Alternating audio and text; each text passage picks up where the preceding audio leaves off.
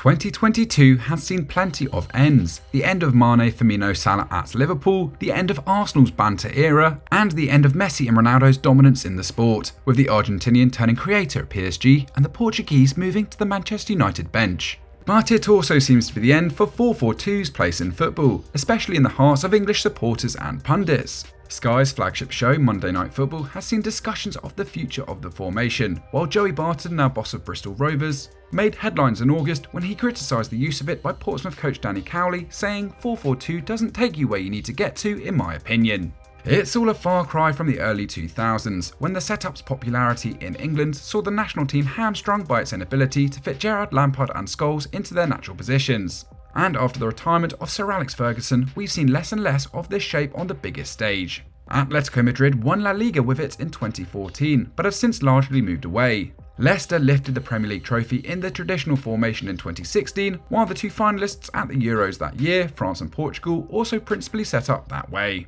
But now it's hard to find a major side who prefer to run out in a 4-4-2, with the once unfashionable back three a more common sight. So what has changed? Does 4-4-2 really belong on the scrap heap, or is something bigger going on? On today's Explained, we are trying to find out. Brazil's use of 4-4-2 during their glorious 1958 World Cup campaign popularised the deployment of the formation, and until the early 2000s it was still seen as the dominant way to set up your side. The back four largely worked in the way you'd expect, while midfielders were mostly box-to-box types, flanked by wingers who were tasked with dribbling into crossing positions and delivering the final ball to a pair of strikers. But since 2010, a host of tactical changes have taken place, which slowly saw 4-4-2 filter out of the elite game. For all the incessant talk about the future of the number 9 role, and whether proper strikers are disappearing from the game, a stupid idea we hope Erling Haaland will destroy this year along with every scoring record, the position that has really become extinct is the true winger. Most teams these days prefer their widemen inverted, meaning that left footers feature on the right and right footers on the left, allowing them to cut inside and shoot or combine with teammates to get through defences.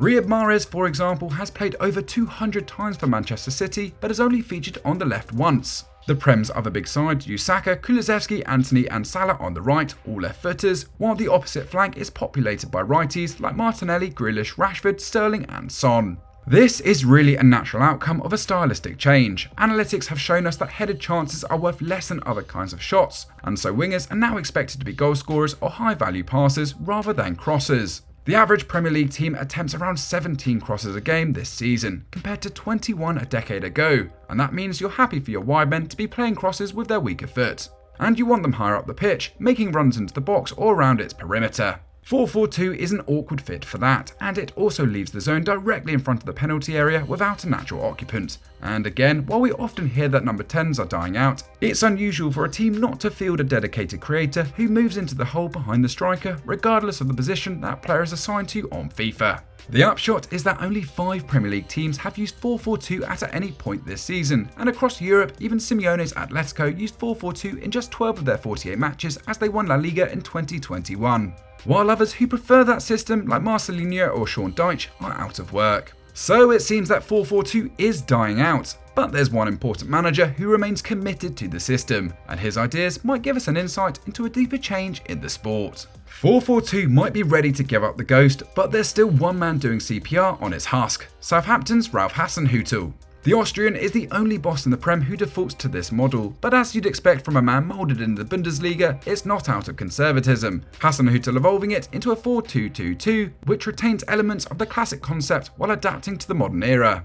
There's still a back four, a midfield pair and 2 forwards up top, but with today's fullbacks more athletic and attacking than they were in the past, Hasenhüttl allows them to control the wide areas as they would in any other system. This means he can move his creative players inside, taking up positions somewhere between the 10 space and the wings, which both puts them in better areas to pass or take shots and creates a box of 6 players around the opposition's central defenders and deep midfield, making it easier for Saints to press this crucial spot. This understanding of what the formation can offer without the ball as well as with it is key. Formation is no longer something set in stone regardless of who is in possession. These days, we often see top sides with the ball moving into a 2-3-5 setup, occupying all the zones across the front line in an attempt to find a way through. And strangely, this is reminiscent of the tactics used by Uruguay when they won the very first World Cup in 1930. Meanwhile, when possession is lost, the pressing shape is often based on who the dangerous passers are. As Tifo's John McKenzie pointed out after City battered United 6-3 in the Manchester derby, Pep Guardiola, the last man who could be accused of running out tired and outdated tactics, had his team pressing in a 4-4-2.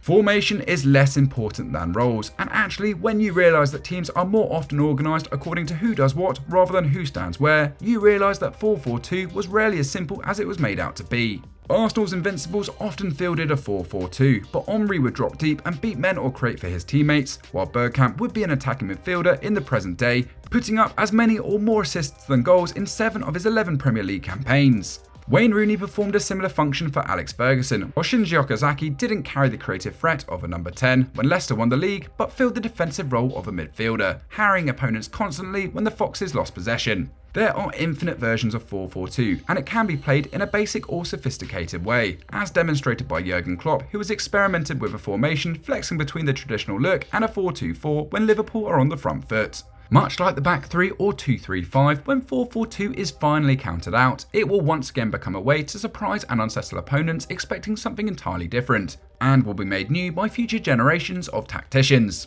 Discounting it is a sign of a lack of imagination. Like everything in football, one day we'll see it again. So that was our look at the death of 4-4-2, but what do you guys make of the formation? Will it rise again one day? Let us know in the comments down below. As always, if you enjoyed this video, smash the like button and subscribe to the channel, and we'll see you next time.